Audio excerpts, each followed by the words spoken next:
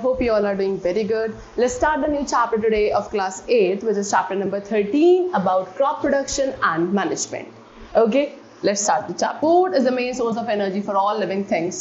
Plants are autotrophs as they can make their own food, whereas all other organisms are heterotrophs as they depend upon plants for food. Ancient humans hunted animals and gathered plant products for their consumption. Okay, so during this process, they came across the ability of seeds to grow into plants. Afterwards, this resulted in their settlements at one place, and this further led to the practice of producing crops. So the practice of growing plants and rearing animals for food, fiber and other useful products is called agriculture, and plants grown on a large scale for human consumption or use are called crops. So student, what they saying, food क्या है? Food एक main source of energy है almost for all living things, हर एक living thing के लिए. Plants हमारे क्या होते हैं? ऑटोट्रॉफ्स होते हैं because they are able to prepare their own food. वो अपना खाना खुद प्रिपेयर कर सकते हैं. वही अगर आप बाकी और सब ऑर्गेनिजम्स की बात करोगे तो वो हेटेरोट्रॉफ्स होते हैं बिकॉज वो प्लांट्स के ऊपर डिपेंडेंट है आइदर डायरेक्टली और indirectly for their food. Right, चलो. सो एंशिएंट एनिमल्स यानी कि पहले टाइम पे ह्यूमन बींग्स क्या करते थे? एनिमल्स को हंट करते थे या प्लांट प्रोडक्ट्स को गैदर किया करते थे फॉर देयर कंजम्पशन. एंड इस प्रोसेस के ड्यूरिंग वो क्या उनके पास एबिलिटी उनके पास जनरेट हुई कि they were able to grow the plants or the crop through seeds. और उसके बाद उनका क्या होने लगा, जब उनके पास ये एबिलिटी आ गई वो लोग सेटल होने लगे एक पर्टिकुलर प्लेस पे, और इसकी वजह से क्या एक आगे प्रैक्टिस कंटिन्यू हुई ऑफ प्रोड्यूसिंग क्रॉप्स. सो एक ऐसी प्रैक्टिस जहाँ पे हम क्या करते हैं, प्लांट्स ग्रो करते हैं, एनिमल्स को रियर किया जाता है for food, fibre and other useful product, that is called agriculture. And वो प्लांट्स जो एक बहुत बड़े स्केल पे ग्रो किए जाते हैं ह्यूमन कंजम्पशन या ह्यूमन यूज के लिए, those are known as crops. ठीक है. So a branch of agriculture. अब एग्रीकल्चर की एक ऐसी ब्रांच है जो कि डील करती है with the cultivation of fruits, vegetables, flowers and ornamental plants, and that branch of agriculture is known as horticulture. ठीक है. Due to increasing human population के इंक्रीज होने की वजह से जो डिमांड है एग्रीकल्चर प्रोडक्ट्स की वो भी क्या हो रही है? इंक्रीज हुई है ना. एंड इस डिमांड को फुलफिल करने के लिए यानी कि इतनी बड़ी लार्ज स्केल पॉपुलेशन को फूड प्रोवाइड करने के लिए regular production, proper management and distribution of food is necessary. So this has led to a need for implementation of effective measures to increase the crop production and storage. So first of all, we are going to discuss about crops which are based on purpose. So crops हमारे different types के होते हैं based on the products they yield. यानी कि कोई भी crop किस type of product को yield करेगा उस behalf पर we have different types of crops.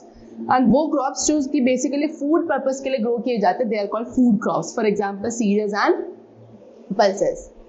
Whereas the crops which are grown for commercial purpose, अब वो crops जो कि commercial purpose के लिए यानी कि उनको sale के लिए, income generate करने के लिए grow किया जाता है, such crops are known as cash crops.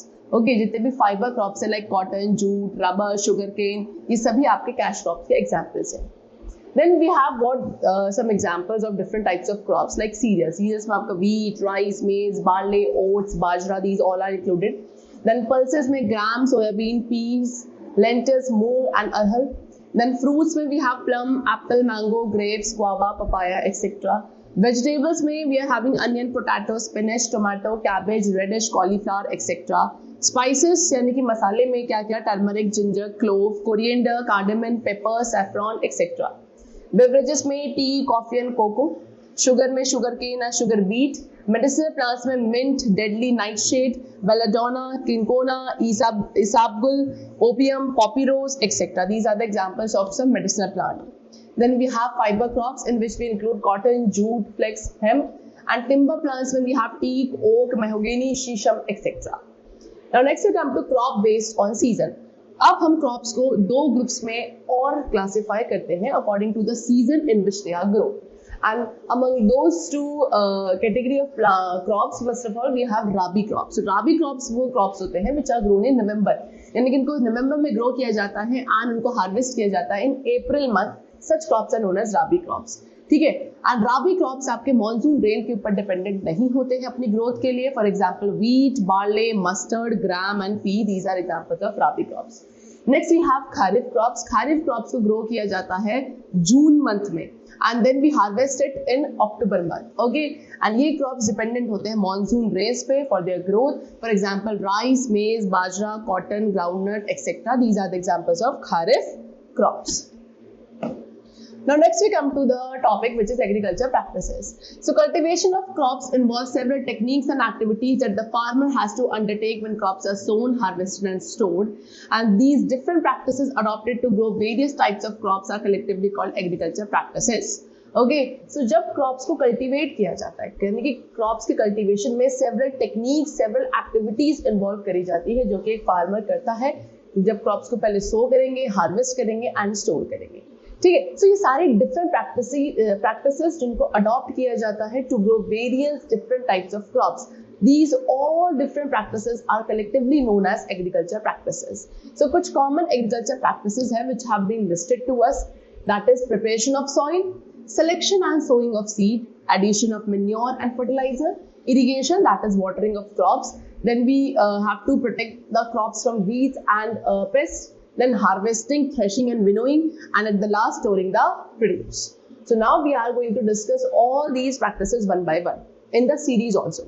First of all, we have preparation of soil. So plants obtain both water and the essential nutrients for their growth from soil. So plants को अपनी growth के लिए जो essential nutrients and water की requirement होती है, वो दोनों ही चीज plants को soil से मिलती है, right? Soil क्या है? Encourage भी provide करता है, यानी कि plants की जो roots है उनको binded hold रखता है, so that वो क्या रहे, उनको support मिले, okay?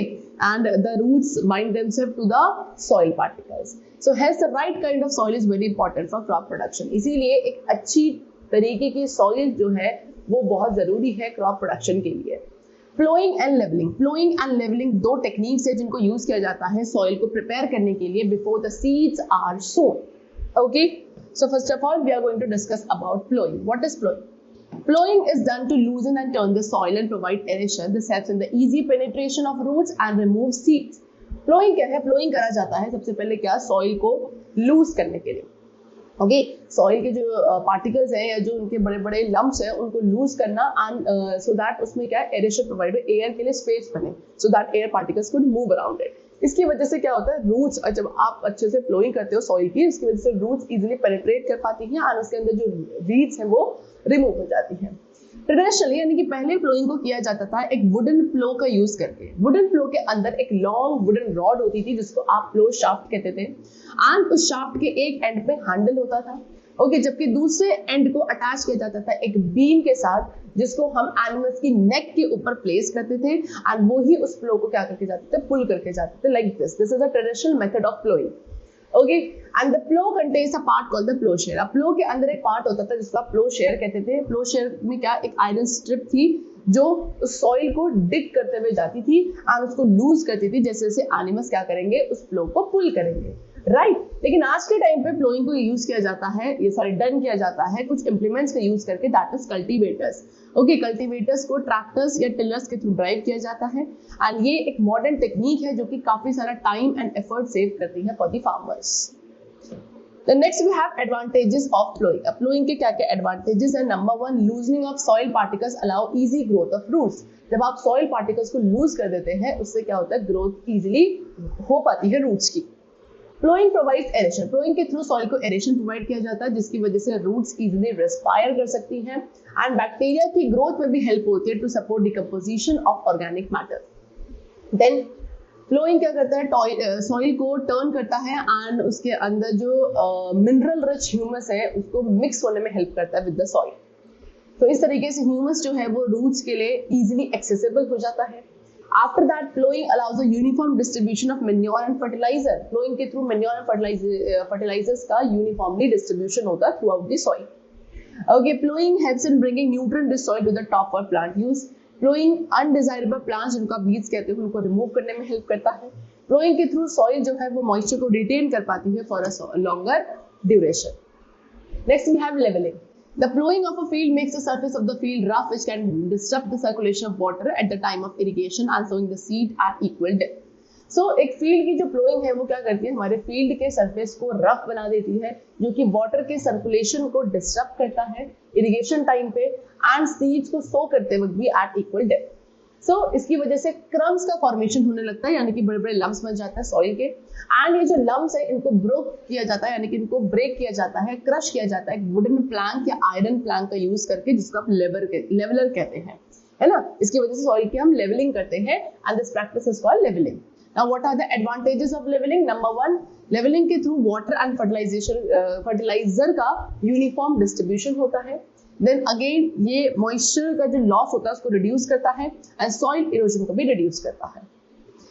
Then next we have selection and sowing of seed. So अब सीड्स को बहुत ही केयरफुली सेलेक्ट करना भी जरूरी है उनको सो करने से पहले, राइट? ये आपकी जो सीड्स है वो गुड क्वालिटी, अच्छी क्वालिटी होनी चाहिए, हेल्दी होनी चाहिए एंड डिजीज फ्री होनी चाहिए. और उसके बाद जब आपने सीड्स को अच्छे से सेलेक्ट कर लिया, अब उनको सो करना भी जरूरी है फील्ड के अंदर. एंड सोइंग क्या है? सोइंग ऐसा प्रोसेस है जहाँ पे हम सीड्स को प्लांट करते हैं प्रिपेयर्ड सॉइल के अंदर. डिफरेंट मेथड्स को अडॉप्ट किया जाता है सीड्स को सो करने के लिए, like broadcasting, using seed drills and transplantation. So first of all we have broadcasting which is the manual sowing process. So broadcasting एक बहुत एंशिएंट यानी कि बहुत पुराना मेथड है सीड्स को सो करने का, जिसमें सीड्स को क्या हैंड्स के थ्रू इस तरीके से क्या कर दिया जाता है, स्कैटर कर दिया जाता है. ठीक है. अब इस मेथड का एक डिसएडवांटेज है कि सीड्स जो है इवनली डिस्ट्रीब्यूट नहीं होती है in the field. Okay. And बहुत ही सरफेस पर क्लोज जाके लाई हो जाती है. एंड क्योंकि जो सीड्स है वो आपके सॉइल के साथ कवर्ड होती है, तो उनकी जो अनइवन स्पेसिंग की प्रॉब्लम है वो हमेशा वहां पे कंटिन्यू रहती है. But the next method which we have to discuss of sowing is that using a seed drill. लेकिन आज के टाइम पे हम सीड ड्रिल का यूज करते हैं सोइंग पर्पस के लिए with the help of tractor. ये मेथड काफी क्विक है एंड एक बेटर वे है सीड्स को सो करने का. एक सीड ड्रिल क्या है? सीड ड्रिल एक फनल शेप बोल है जो कि एक लॉन्ग ट्यूब के सीरीज के साथ कनेक्ट किया जाता है जिनमें नैरो होल्स होते हैं. सीड्स को आप फनल के अंदर डालते हैं एंड जैसे जैसे फ्लो क्या है सॉइल के अंदर फुरो बनाएगा, सीड्स आपके सॉइल में डिपॉजिट हो जाएंगी सीड ड्रिल के थ्रू. सीड ड्रिल क्या करता है? सीड्स को एक इक्वल डिस्टेंस पे सो करता है एंड एक प्रॉपर डेप्थ के अंदर, जिसकी वजह से सीड्स जो है वो आपकी क्या सॉइल के साथ प्रॉपर्ली कवर्ड रहती हैं एंड उनको बर्ड्स भी नहीं खाए, ये चीज हम इंश्योर करते हैं. सो एक सीड ड्रिल के थ्रू जो सोइंग करी जाती है सीड्स की, उससे टाइम एंड लेबर दोनों ही सेव होते हैं. Next we have transplantation. So transplantation भी एक मेथड है सीड्स को सो करने का. इसमें क्या है? Like rice, tomato, chilli, onion and brinjal, इनकी जो सीड्स है उनको आप डायरेक्टली प्लांट नहीं कर सकते हैं. इनको सबसे पहले सीड बेड्स में प्लांट किया जाता है जिसको आप नर्सरीज कहते हैं. एंड जब ये सीडलिंग्स बन जाते हैं उसके बाद इनको हम क्या करते हैं? फील्ड के अंदर ट्रांसफर एंड ट्रांसप्लांट करते हैं. ये जो टेक्निक है प्लांट को मूव करने की from one location to the another, that is called transplantation. And ये जो मेथड है ये फार्मर्स को हेल्प करता है कि केवल हेल्दी सीडलिंग्स को ही सेलेक्ट करेंगे एंड अपने क्रॉप प्रोडक्शन को इंक्रीज कर सकते हैं. Okay. So now the sowing process is also complete. Now the third step is addition of manure and fertilizers. So अब सभी प्लांट्स को एक sufficient supply of mineral nutrients चाहिए होता है अपनी ग्रोथ के लिए, एंड सॉइल जो है वो एक अकेला ऐसा सोर्स है जिससे प्लांट्स को अपने मिनरल न्यूट्रिएंट्स मिलते हैं.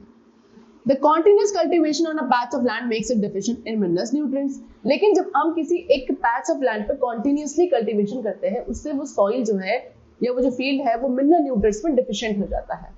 एंड इस केस में सॉइल की फर्टिलिटी को क्या मैन्योर या फर्टिलाइजर की अडेप्टेशन रिक्वायर्ड होती है, जिसको हम क्या कहते हैं? मैन्योरिंग कहते हैं. मैन्योरिंग हेल्प करता है सॉइल के मिनरल कंटेंट को क्या करने में, बिल्डअप करने में, सो दैट वहां पे क्रॉप्स की एक हेल्दी ग्रोथ हो सके. So what are manures? Manures आपके ऑर्गेनिक सब्सटेंसेस हैं जिनको dead plants and animal wastage से ऑब्टेन किया जाता है. ग्रीन मैन्योर को हम क्रॉप से बनाते हैं जो कि स्पेशली क्या किया जाता है? ग्रो किया जाता है उनको to be plowed into the soil while still green. Okay, in plants के अंदर क्या लेग्यूम्स, राई ग्रास, फेन्यूग्रीक ये सब इंक्लूडेड हैं. ओके, ये हेल्प करता है सॉइल की फर्टिलिटी को एनहांस करने में. कंपोस्ट एक कॉमनली यूज मैन्योर है जो कि एग्रीकल्चर एंड डोमेस्टिक वेस्ट से प्रोड्यूस किया जाता है. इन वेस्ट को हम क्या करते हैं? पिट में यानी कि गड्ढा खोदते हैं अंडर द सरफेस एंड उसके अंदर बरीड कर देते हैं for a period of 3 to 6 months. इसके बाद इनको क्या बाहर निकाला जाता है एंड फील्ड में स्प्रिंकल किया जाता है. लेकिन कंपोस्ट को यूज करने का डिसएडवांटेज ये है कि ये काफी स्लो होता है in action. Okay, the decomposition of farm waste takes time before it provides the nutrients in the required form to the plant. And क्योंकि कंपोस्ट आपका ऑर्गेनिक न्यूट्रिएंट्स में रिच होता है लेकिन कुछ इंपॉर्टेंट न्यूट्रिएंट्स में नहीं होता, like nitrogen, phosphorus and potassium, which are very required for the growth और for a healthy growth of the crops. Then advantages of using manures. अब manures यूज करने के क्या क्या एडवांटेजेस हैं? सब manure आपके बायोडिग्रेडेबल होते हैं यानी कि इनको बैक्टीरिया या फंगाई जो आपके सॉइल में प्रेजेंट है वो इजीली डिकम्पोज कर सकते हैं. Then manures आपके क्या करते हैं? केमिकल एलिमेंट्स को रिसाइकल करने में हेल्प करते हैं. Manure सॉइल की केमिकल प्रॉपर्टीज को अफेक्ट नहीं करते हैं, like it's pH value and all. Manure water retention capacity जो होती है सॉइल की उसको इम्प्रूव करते हैं. मेन्योर सॉइल को पोरस बनाते हैं, जिसकी वजह से गैसेस का जो एक्सचेंज है वो काफी इजी हो जाता है। मेन्योर फ्रेंडली माइक्रोब्स के नंबर को इंक्रीज करते हैं एंड सॉइल के टेक्सचर को भी इंप्रूव करते हैं।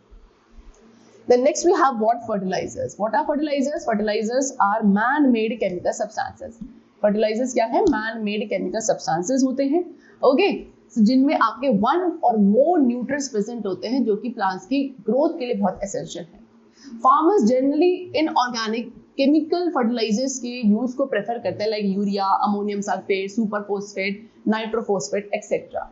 NPK फर्टिलाइजर ये आपके सबसे ज्यादा यूज किए जाते हैं बिकॉज ये रिच होते हैं नाइट्रोजन, फॉस्फोरस एंड पोटेशियम। लेकिन अगर आप इनका ओवर यूज करते हैं तो फार्मर्स क्या कर देते हैं, सॉइल को हार्म करते हैं by making it porous. And fertilisers अगर आपके वाटर बॉडीज में वॉश अप हो जाते हैं तो वो वहां जाके उनमें जो केमिकल्स प्रेजेंट है वो एक्वेटिक एनिमल्स को भी वाटर बॉडीज के अंदर हार्म कर सकते हैं। Okay, now advantages of using fertilisers. अब फर्टिलाइजर्स को यूज करने के क्या एडवांटेजेस है? तो fertilisers easy to store and handle होते हैं।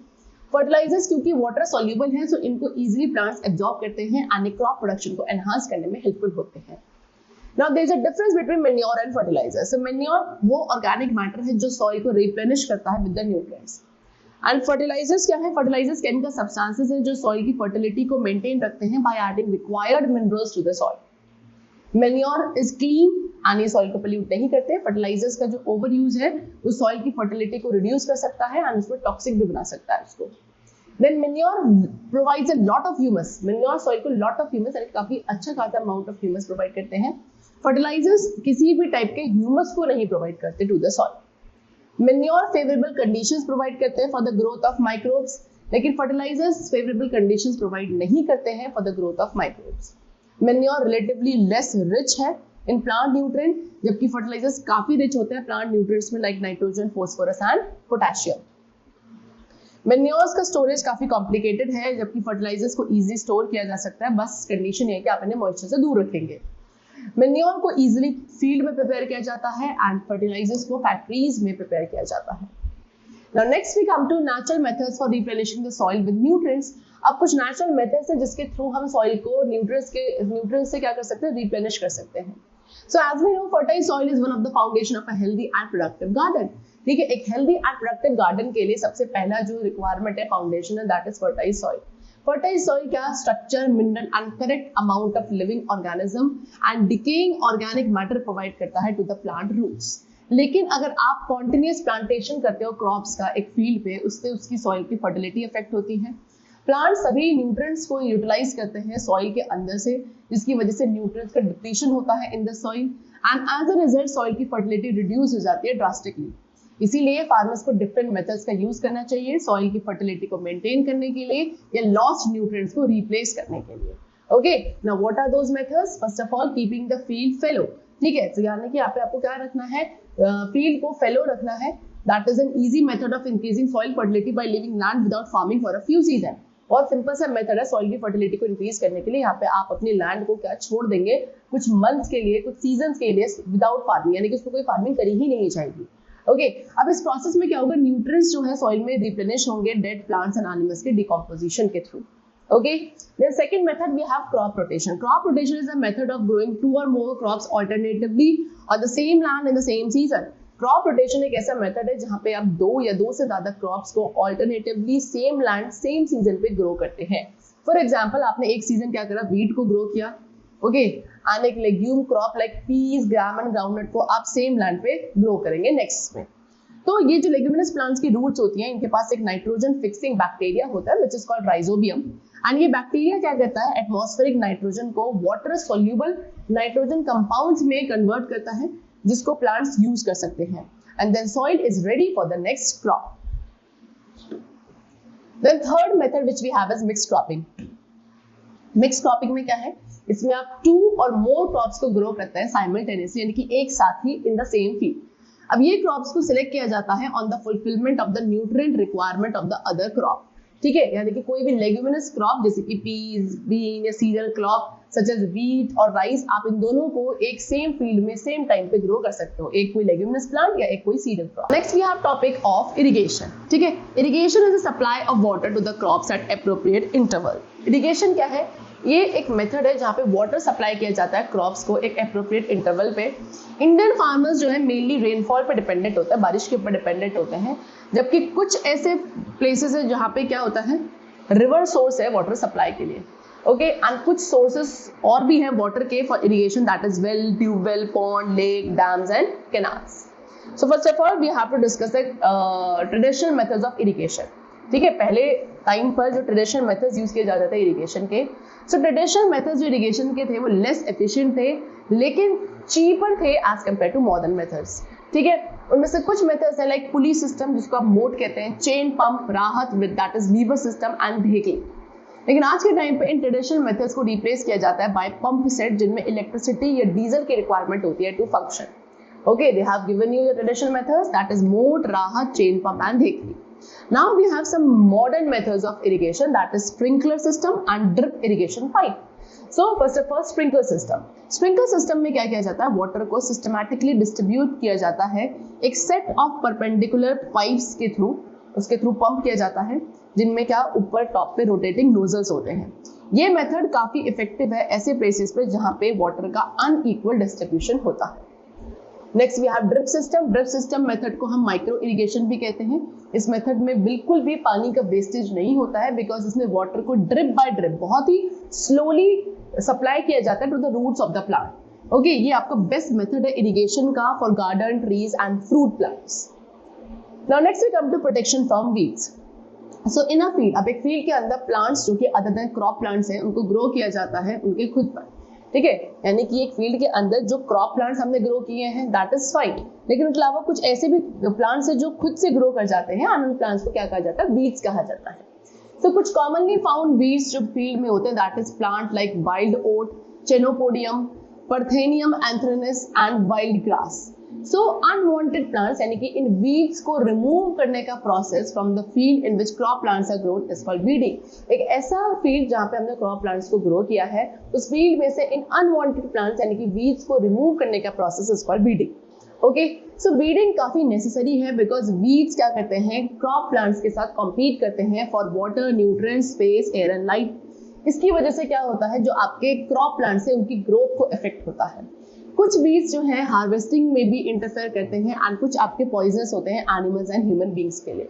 सो जो सबसे बेस्ट टाइम होता है वीड्स के रिमूवल का that is before they produce flowers and seeds, यानी कि वो फ्लावर्स एंड सीड्स प्रोड्यूस करें उससे पहले उनको रिमूव कर दिया जाए, that is the best time. Next we have methods of weed removal. अब वीड रिमूवल के लिए क्या क्या मेथड्स है, number 1 manual weeding. So manual removal में क्या होता है, हम फिजिकली वीड्स को रिमूव करते हैं या तो उन्हें ऐसे अपरूट करके या उनको कट करके close to the ground from time to time, and इसको किया जाता है खुरपी, हैरो या हैंड फोक के थ्रू।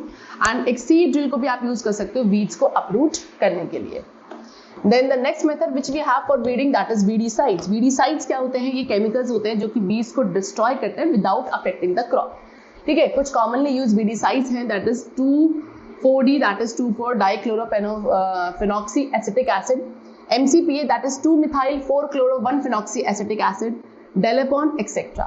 अब ये क्रॉप्स को डैमेज नहीं करते हैं। ओके, वीडीसाइड्स को क्या किया जाता है, वाटर के साथ डाइल्यूट किया जाता है जितना भी एक्सटेंट तक हमें रिक्वायर्ड है और उसके बाद इनको फील्ड्स में स्प्रे किया जाता है स्प्रेयर के थ्रू। वीडीसाइड्स जितने भी वीड्स हैं उनको किल कर देंगे and at the same time ये आपके क्रॉप्स की लीफ सरफेस पे भी एक्यूमुलेट हो जाते हैं।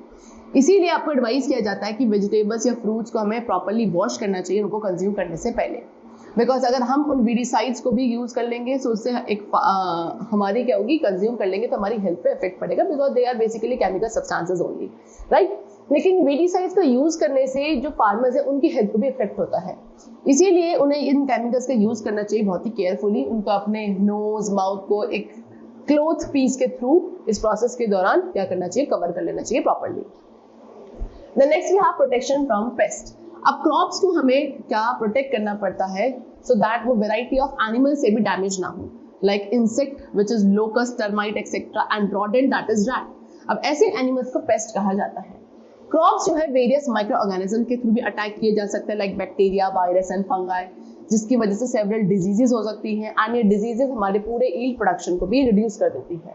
सो कुछ केमिकल सब्सटेंसेस हैं जिनको यूज किया जाता है पेस्ट को कंट्रोल एंड डिस्ट्रॉय करने के लिए and these chemical substances are known as pesticide. Okay, अब इन केमिकल्स को हम एक स्प्रेयर के थ्रू स्प्रे कर देते हैं, है ना, या एक लो लाइंग एयरक्राफ्ट के थ्रू भी स्प्रे किया जा सकता है। पेस्टिसाइड्स बेसिकली 3 टाइप्स के होते हैं। Number 1 insecticides. ओके, इंसेक्टिसाइड्स को यूज करते हैं इंसेक्ट्स को किल करने के लिए, like DDT and BHC। DDT is diphenyltrichloroethane and BHC is benzene hexachloride. Then we have fungicides. Fungicides आपके फंगाई को डिस्ट्रॉय करने के लिए यूज किए जाते हैं, example sulphur salt and copper salt. And rodenticide आपके रोडेंट्स को किल करने के लिए यूज किए जाते हैं, that is warfarin and zinc phosphide. Okay, now advantages of using pesticides. Pesticides के क्या क्या एडवांटेजेस हैं? तो पेस्टिसाइड्स पेस्ट को क्विकली यानी कि बहुत जल्दी किल कर देते हैं, ओके, जिससे हमारी फूड प्रोडक्शन एनहांस हो सकती है and they are very easy to store and use also. But there are some disadvantages also of pesticides, that is what कि पेस्टिसाइड्स आपके एनवायरमेंट के लिए डेट्रीमेंटल होते हैं एंड ये इकोसिस्टम को भी क्या अच्छा खासा डैमेज कर सकते हैं। Pesticides air water and soil pollute करते हैं। पेस्टिसाइड्स, कुछ पेस्टिसाइड्स का जो यूज है वो रेजिस्टेंस भी कंट्रीब्यूट करता है to the development among the target pest. Okay, resistance means what, ये आपकी जो पेस्ट कंट्रोल है उसको कंसिडरेबली डिफिकल्ट बना देता है।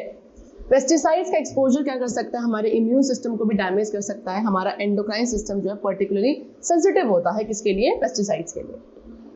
Now next step which we are having is harvesting, threshing and winnowing. So एक बार जब आपके क्रॉप अब प्रॉपर्ली मैच्योर हो गए, अब उन्हें क्या मेन प्लांट से कट किया जाता है, ग्रेन्स को क्या कलेक्ट करना पड़ता है फ्रॉम द क्रॉप्स एंड उस वेस्ट को सेपरेट करना पड़ता है उनमें से। सो पूरे प्रोसेस में बेसिकली 3 स्टेप्स इन्वॉल्व होते हैं। Number 1 harvesting. हार्वेस्टिंग एक ऐसा प्रोसेस है जहाँ पे आप मैच्योर्ड क्रॉप को क्या करते हो, कट करते हो, सो दैट आप उसमें से ग्रेन्स को गैदर कर सके and this process is known as harvesting. So harvesting में क्रॉप्स को क्या पुल आउट बाहर खींचा जाता है या कट किया जाता है close to the ground and इसमें यूजुअली 3 to 4 मंथ्स का टाइम पीरियड लगता है एक सीरियल क्रॉप को मैच्योर होने में। हार्वेस्टिंग को आप मैनुअली भी कर सकते हैं एक सिकल के थ्रू। सिकल एक स्मॉल इंस्ट्रूमेंट है जिसमें एक sharp serrated edge metal blade होती है जो कि एक वुडन हैंडल के साथ अटैच है। This is the sickle, you can see in this picture also. And इसको एक मशीन के थ्रू भी हार्वेस्टिंग कर सकता है which is called as harvester. Now second method which we have is threshing. Okay, so threshing में क्या है? एक ऐसा प्रोसेस जहां पे ग्रेन्स को स्ट्रॉ एंड शार्प से सेपरेट किया जाता है, that is threshing. And threshing को एक मशीन के थ्रू हम कर सकते हैं जिसको आप कंबाइन कहते हैं। इनफैक्ट एक कंबाइन का हार्वेस्टर एंड थ्रेशर ये दोनों ही होता है। Okay, next is winnowing. Winnowing में फार्मर्स जिनके पास क्या होता है, छोटा सा ही लैंड होल्डिंग होता है, ज्यादा बड़ा नहीं होता है, तो वो सिंपली ग्रेन्स को सेपरेट करते हैं। ग्रेन्स एंड शार्प दोनों को सेपरेट किया जाता है एक प्रोसेस के थ्रू, दैट इज विनोइंग। अब इस प्रोसेस में क्या करते हैं, ग्रेन्स को ड्रॉप किया जाता है एक हाइट से सो दैट जितने भी लाइटर सब्सटेंसेस हैं दैट इज शार्प वो आपका थोड़ा फ्लाई अवे हो जाता है एंड जो हेवियर ग्रेन्स है वो सीधे ग्राउंड पे नीचे फॉल करते हैं। इस तरीके से शार्प एंड ग्रेन सेपरेट हो जाते हैं। Now next we have storage of crops. So after all the hard work, अब पूरे हार्ड वर्क के बाद अगर क्रॉप्स आपके इम्प्रॉपर स्टोरेज की वजह से डिस्ट्रॉय हो जाए तो इससे काफी लॉस हो सकता है फार्मर को। इसीलिए स्टोरेज का पर्पस क्या है कि क्रॉप्स को प्रोटेक्ट किया जाए from the animals, for example rat, squirrel, bird, insects and micro organisms. Okay, storage एक बहुत इंपॉर्टेंट है बिकॉज इसमें क्रॉप्स जो है क्रॉप्स को बहुत सारे प्लेसेस पे डिस्ट्रीब्यूट करना होता है विदाउट बीइंग स्पॉइल्ड। तो स्टोर हाउसेस हमेशा आपके chemical factories and garbage dump से दूर होने चाहिए एंड स्टोर हाउस के अंदर इंसेक्ट या रॉडेंट एंटर ना करे, इस चीज को प्रिवेंट करने के लिए आपको उन स्टोर हाउसेस की वॉल सीलिंग्स में क्रैक एंड होल्स ना हो, वो प्रॉपर्ली सील्ड हो, ये चेक करना होता है। स्टोरेज एरिया आपके डस्ट, डर्ट एंड जर्म से फ्री होने चाहिए एंड एक ऐसा प्रोसेस जहाँ पे हम फूड मटेरियल्स को स्टोर करते हैं रूम टेम्परेचर पर, that is called dry storage. Okay, food grains को ग्रैंडरीज एंड सिलोज में स्टोर किया जाता है। ग्रेन्स को सबसे पहले हम सनलाइट में ड्राई करते हैं प्रॉपर्ली सो दैट इसके अंदर से सारा मॉइस्चर कंटेंट रिड्यूस हो जाए और उसके बाद फ्यूमिगेंट्स क्या होते हैं, ऐसे केमिकल्स जो आपकी गैसियस स्टेट में होते हैं। ओके, सो फ्यूमिगेंट्स का यूज किया जाता है सो दैट सारे जो आपके पेस्ट हैं वो आपके क्या हो जाए, किल हो जाए, okay, without affecting the stored food grains.